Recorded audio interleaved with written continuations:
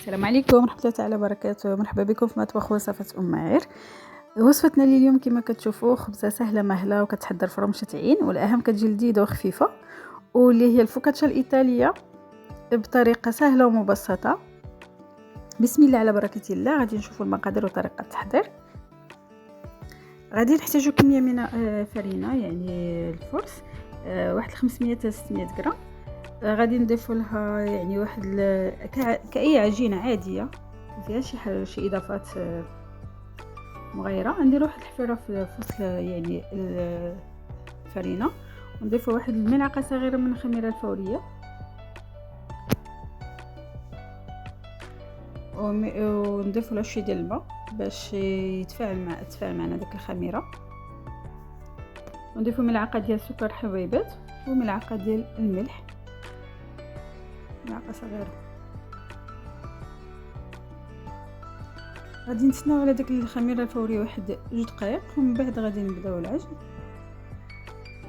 غنبقاو نضيفوا الماء دافي شويه بشويه حتى نجمعوا الخليط كما هو موضح لكم في الصوره.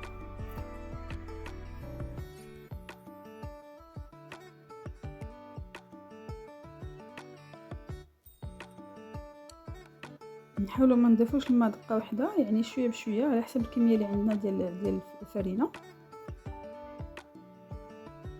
وحنا كنضيفوا شويه بشويه حتى كنطلقوا داك العجين.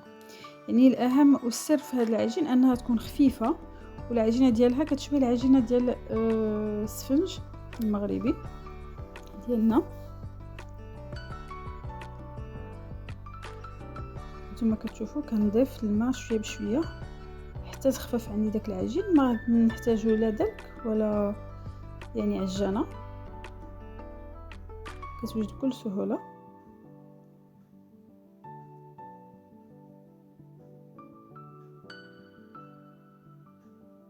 حتى كتشوفوا انها وصلت لهذه المرحله هذه صافي، ما نضيفوش الماء. غادي نضيف واحد 2 معالق ديال زيت الزيتون وندخلوها في العجين.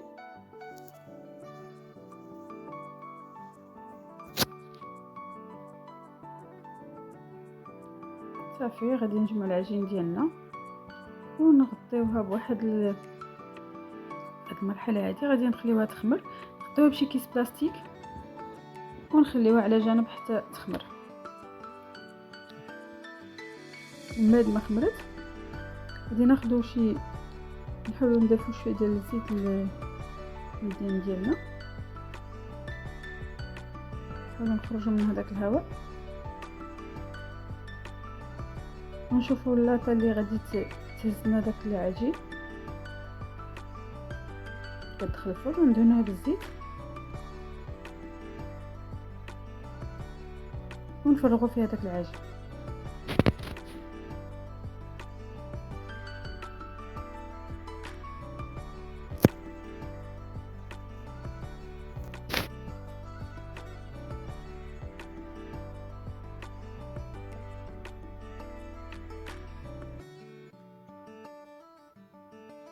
شفتوا كيفاش شحال خفيفه العجين، يعني ما كتلتصق في اليد.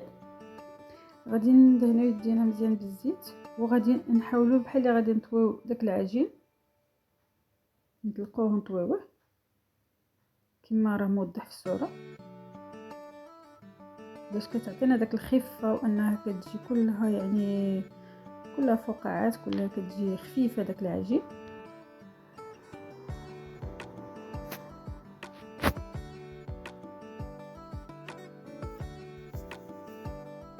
نبقاو كنديروا لها شي 3 المرات هكا كنطويوها.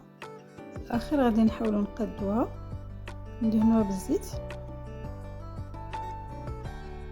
ونخليوها ترتاح مره اخرى، مره ثانيه.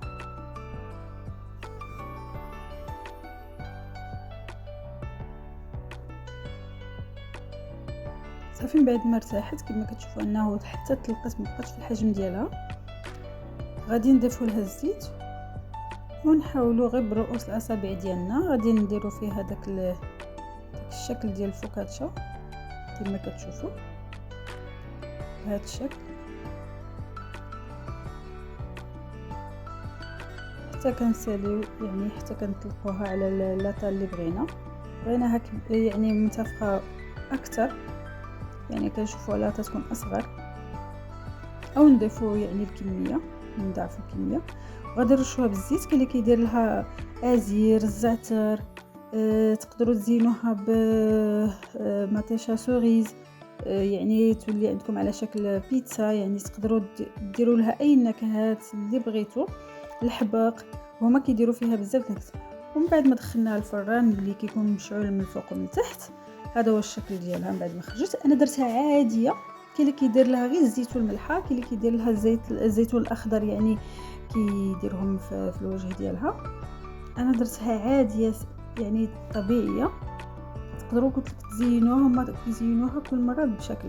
تقدروا يخليوها هكا، تقدروا يديروا لها يعني منسمات او ماتيشا سوريز، يقدروا يعني بحال شكل بيتزا.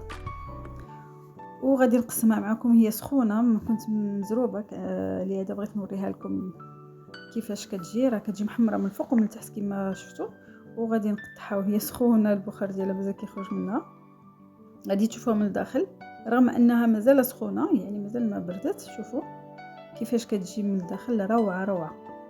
وبالخصوص اللي كيعجبو هكا عزير الزعتر الحباق،